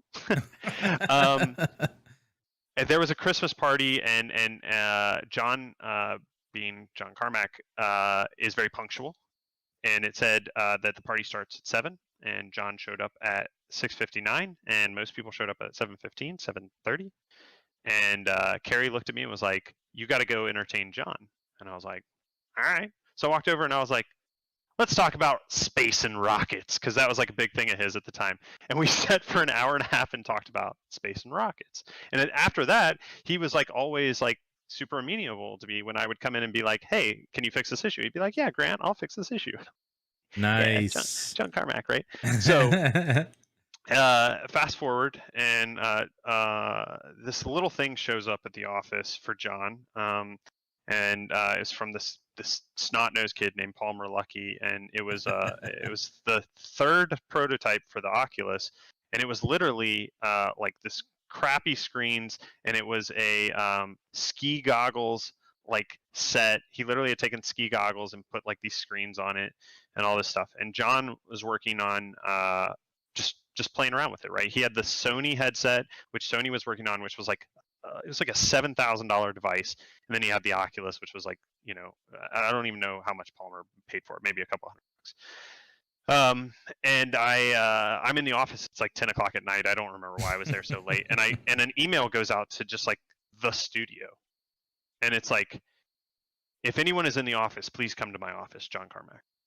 And John is the type of person, if you've ever seen the IT Crowd, there's an episode of the IT Crowd where there's a fire and Moss writes an email to the fire department. That's John Carmack. He'd write an email if there was a fire. So I'm like, he's dying, right? I'm like, he's dying, and I'm going to save his life. So I'm sprinting through the office like, John Carmack's dying, and I'm the only one at the office, right? And I get in, and he's at his desk, and he turns around, he's like, thank you for coming. Can you sit down? And I was like, okay. And he's like, I'm going to put this on your head. And he puts like the headset on my head, right? And I'm like, I knew what it was, right? I knew this is virtual reality thing he was playing around with. I talked to him about it. And he's like, okay, stand up. okay, standing up, and it's just black at this point. There's nothing going on, and he goes, okay, you're gonna be in one of the rage elevator shafts. And so he turns it on, and I'm like, okay. And he's like, look around. And I'm like, okay. And then he puts a controller in my hands, and he goes, okay, free look is on, so fly up. So I fly up, and he says, keep looking forward. And I fly up, and he goes, okay, look down.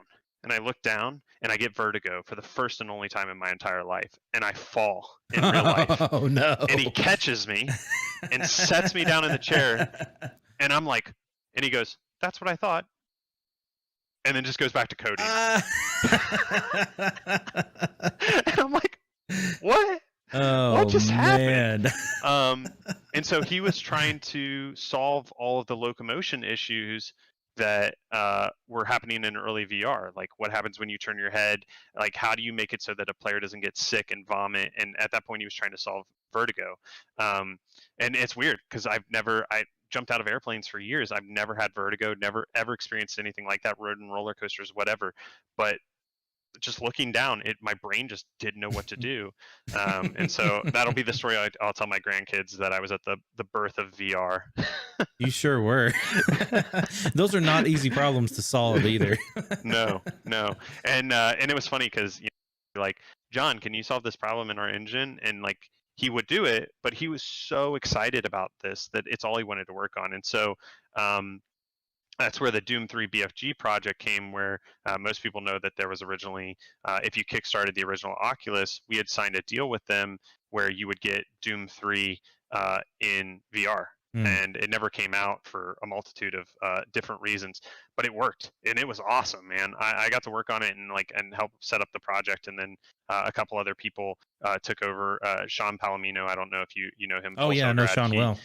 Yeah, he helped run that project, and it was awesome. And I remember playing through it and being really excited, and then pretty sad that it never came out. But eventually it was repackaged as Doom 3 BFG, which was just like a remaster and had all of the Doom games in one. But it was originally designed to be an Oculus experience. Okay, interesting. Man, Grant, you got too many stories. See, here's the bad part. We're like 15 minutes from being done with time, and you've got too many stories. So we should go ahead and book next year's appointment. Oh, yeah. But in the meantime, we need to know, so we've got 15 minutes left. I want to make sure you have an opportunity, first of all, to let us know, is there anything you want to plug or let us know about that's going on currently? Yeah, sure. I'll plug a couple things. So we haven't gotten here, spoilers, right. But I went to Epic Games, and then I left Epic Games about 4 years ago and started my own consultancy.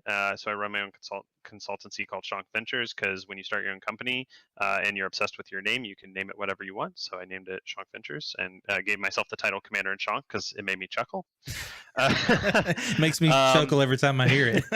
So I'll pitch my business. I do a variety of different things, from writing books and public speaking and doing some education to coaching companies and individuals on leadership and production. And then I do a little bit of contract production and design work just to keep my skills up. So if there's anybody who needs a consultant or coach on leadership and production, I'll gladly jump in and help them with that. I especially am interested in studios that are in emerging regions and countries, helping them get into the industry. And then the second thing I'll pitch is one of the things that I spend quite a bit of my time on is working with fellow Hall of Famer Chance Glasgow on the Atlanta Council's climate resilience and climate change stuff. So we're working on reaching 300 million people through video games on climate change and climate resilience, and we're doing that in a variety of different ways. The main ones are partnering with with AAA companies and educating them to help them bring messaging to people. We're giving money to indie games that are including climate messaging. So if you're working on an indie game and you would like money, let me know. Nice. And then thirdly, or if you would like to work on a game, right.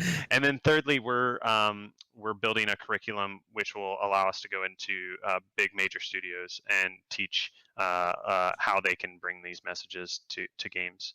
Nice. And so the plug I'll really give is, if you are interested in using your game development superpowers in saving the world and for future generations, join the IGDA Climate SIG Discord. Because there's a group of like-minded people there working on this. Not all of them are paid to do this. Most of them are volunteers, and we are building out a framework for design and other ways to help communicate with people. So it's really cool. It makes me feel like the last 20 years of making games has really led up to this moment where I can use games to positively impact the world, and so I'm pretty excited by that. Nice, man. That is awesome. I love that. Oh. Yeah, it's a challenge. It's a little bit bigger challenge than make a game that people buy and spend money on. That is true. Yeah, that's I haven't quite wrapped my head around that kind of development and process, so I'm gonna have to think about that one a little bit. I like it. Yeah. I got some questions for you later, which actually reminds me, there's probably going to be other people with questions for you too. So what's your preferred method for people reaching out to you if they have questions? Yeah, for sure. Just my email. I'm in the Discord, so you can message me in the Discord. That's probably my second preferred method. I do use Discord for work though, and I'm on Discord all day. So if you message me on Discord, you probably won't hear from me for a while. But my preferred method is my email, which is gshonk@gmail.com. That's gshonk@gmail.com. You can also reach out to me on LinkedIn and ask me questions there. But quickly, if you're asking me very good questions, I will ask you to switch to email, because then I can answer you on my phone as opposed to getting on my PC and logging into LinkedIn and doing all that crap. So if you're going to reach out to me, do one of two things. Say hello. That's fine. If you just want to say hi, I want to connect with you, that's fine. But if you have a question, please make sure it's very specific. Yeah. And not just, I want to get into the game industry. If you do send me a generic question, in fact, probably if you send me any question, I'm going to redirect you to my old podcast that I did, which was called Get Into Games. And it was basically my way of building an FAQ to answer a bunch of questions of really smart people of how to get into the games industry for different positions. So you can go on YouTube and look for that. If you just search Grant Shonkwiler on YouTube, you'll just scroll past all the Full Sail stuff. You'll find my channel and you can go there. But yeah, I'm super excited to talk to anybody about getting into the industry. One of my favorite things is mentoring people and watching people get their first job and live the dream that I'm still excitedly living every day, especially because it's really easy for me to remember myself in 2006, 2007, struggling through Full Sail, thinking, is this worth it? And yeah, the answer is totally 100%. Yeah, man, I love that. So we definitely have to have some more time for this, right? I'm going to say that like 100 times because we haven't even touched half of your career at this point, I think. So let's see, we've made it to, I'll say we pretty much have made it to 2013. I'll end my time at id and move to Epic, and that's how we'll start the next one. But if we do have a little bit of time, there's a question that I've been wanting to ask you, Jameson. Oh, okay. And Keith inspired me last week by asking you questions. But the question that I want to ask is, what is something you would tell someone? So you've been in the industry almost a decade longer than I have. Okay. What would you tell someone who is entering year 13, 14, or 15 about how do they get to 20? Like, what would you tell yourself 5-6 years ago about game development? Man, this is a good question, because about 5 years ago is when I made a change, right? Mm-hmm. I think for me, and I think what's going to happen with a lot of people is you've got to find ways to continue to challenge yourself and to keep learning. And one of the big things for me, and one of the reasons that I left Volition after 8 years, was I felt like I had kind of learned what I could learn there. and I had great people around me, and I was I was constantly learning, but at the same time, I kind of reached the pinnacle of what I could do there as far as like positions and promotions and those kind of things. And while that part's not important, your mentality starts to change a bit as well, right? Where you now start to think about, I want to impact things on a bigger scale. I want to help more people. I want to, those thoughts kind of direct you a little bit more. And there's always going to be people that are like, I love doing what I'm doing. I'm just going to keep doing it. I want to get paid more to do it. That's cool, right? Like you can keep doing that. But I think because we're in a creative industry, most of us need to find ways to keep challenging ourselves. And for me, it was about the time we're talking about, I was really much like you. I cared so much about the mentoring aspect. And so and the entrepreneurial aspect, which I had not got a chance to scratch very much yet.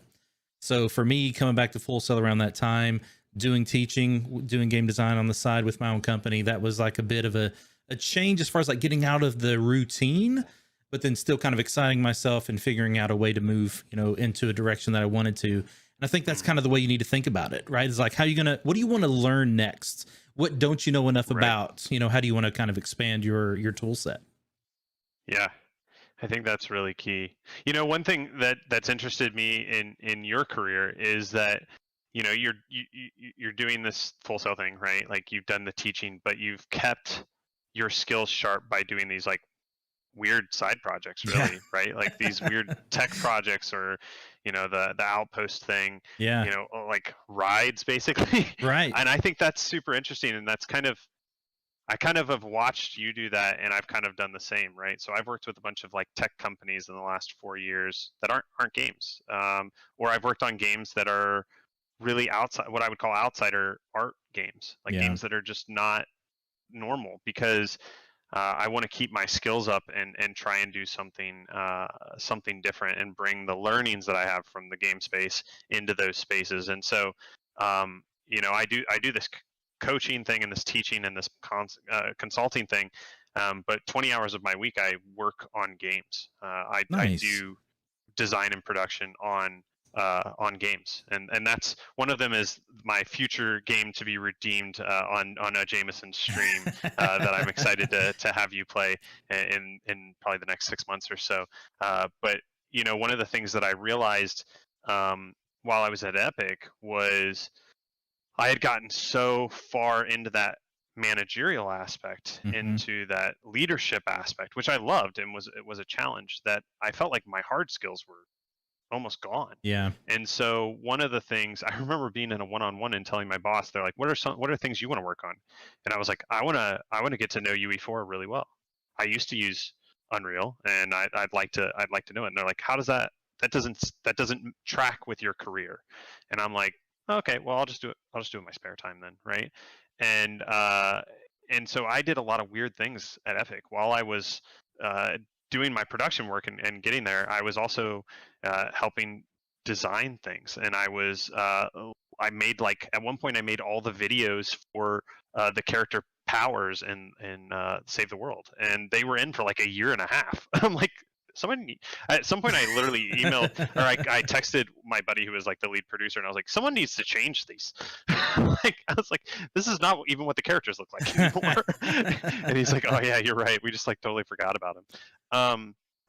So the hard skills became really, really important to me. And so when I left Epic, I initially just did like teaching, and I taught leadership to game companies, but big companies too. And I just I don't know, man. I was really missing something, and it was like 7 months, 8 months, and I was like, I just want to work on a game. And I found a game company that was willing to flex around my weirdness of being a consultant and traveling and doing all this stuff, and would let me be on their teams and do design. And I now am better at UE4, and I've even shipped code in the last year. Like, nice. I've almost gone full circle in that 20 hours a week to being an individual contributor again, and it's really challenging. It's some of the hardest stuff I've ever done, because one of the games I'm working on is in a genre I didn't play when I started working it. So now I had to experience that genre and go learn all about it and see what makes players tick, and do player interviews and join communities and discords and listen to people and understand, and then at the same time, like, learning how to use UE4 and be like really powerful in editing things and changing things and being in control. And it's kind of like relearning a superpower. Yeah, it's kind of awesome, to be honest. It's really funny because what you're describing is something that I've struggled with over the last few years. Like, I've been so busy with all of the other things that I'm doing. And one of the things I haven't even been able to talk about much is I've done a lot of consulting on a couple of pretty big projects that are going to release in a couple of years. That's all still like systems design. And, you know, like I designed a meta game for something, and it's but it's not hands-on, right? Like, I miss that. I used to be really good at content creation. Like, let me build a level, let me build an experience. I want to see someone kind of, you know, have that experience, and I'm missing it, man. I miss that part a lot. One of the things I've seen is that a lot of my friends who are what I would call lifers, right, going to be making games for the rest of their lives, kind of loop, right? And they're getting to that point around 16, 17 years where they're like, I just want to be an individual contributor for 5 years. I want to ship a game, and I want to see if my hard skills still exist, because they feel like they're a combination of aging and skilling out of the industry. And at some point, you're just so high up that you're disconnected from it. And we all got into this to make games. Yeah. And so you want to make games. And so it's interesting to see, you know, I know people that have been CEOs of companies that are just coding now again, because they're just like, nah, that's all I really want to do. And I think the reason I brought that up is because I think it's a good lesson for everybody listening to this, because I think we often get consumed by titles or money or other things like that. But what you find, again, going back to successful people, is that they continue to redefine success. So yeah, you may be successful. You may be the CEO of a Fortune 500 company, but you may not be happy doing that, and you may miss what you were doing. And it's fine to pump the brakes and go do what you think is gonna fill you creatively and make you happy. And so it's been cool to see people that I've really looked up to and respected doing things that I would consider not traditional career moves. Yeah. I mean, I think what you did, Jameson, is not a traditional career move. I think it's a pretty outside option, and I've really enjoyed watching you. You know, getting to talk to you about the things that you're doing not at Full Sail is really inspiring to me, because I think you could have easily gotten complacent either at Full Sail or at Volition, and just kind of cruised for the next 10 years, 15 years, and then retired. Man, should I have done that? Believe me, I think about it all the time. I think about, like, you know, I could have stuck around at Epic for 5, 6, 7 years, you know, and I know how much money I would have made, and I probably could have retired in in 10 years. But you know, we'll get into it when we get into it. But I wanted to try and do different things, and I wanted to challenge myself in different ways. And every day I feel like I am doing things that I didn't know how to do before. Be that from budgeting a $20 million game for a client, or talking to a bunch of military guys about how video games can help people with PTSD, or talking to politicians or billionaires about the game space. Like, it's just a constant. Every day I'm stretched and challenged to learn something new. And for someone like me, who is an overly curious person, which I think all game designers are very curious people, it's kind of the ideal way to live. We'll see how sustainable it is in 5, 6, 7 years. You know, if I have kids or something like that. But for right now, it's so much fun. Yeah, no, that's great. We've actually got a really good question in the chat, which is what you're talking about with the kind of the mentality that people get into. Do you think that's why a lot of experienced devs start indie studios? Yeah, I think it's there's kind of 3 reasons, I think, why people that are really experienced start indie studios. One of them is the nostalgia of working on a smaller team. Anyone who's worked on a small team and then a big team will always talk about what it was like working on a small team. when where you know everyone and you know everything happening in the game, and you have this really tight knit group. I've talked to lots of really successful mid-sized indie, 20, 30 people that were started because that's what they missed. I would say, having worked on teams of 300 people and having worked on teams of 4 people, I think that 20 people is what I would consider ideal, because you know everybody and you're a tight knit unit. The second one is they're tired of making money for other people. And then the third one is it's a combination of adventure and you get to do what you want to do. Like, Yeah. you get to make the game that you want to make. And most people don't really think about this until they're deep in the industry. A lot of people have what they would consider very little impact on a game. I think every member of the team has an impact on a game and their fingerprints are on it. Yeah. But they don't necessarily see themselves a massive impact or changing the experience or making the game that they wanted to make, right? You played Tribes as a kid and now you really want to make a Tribes experience, right?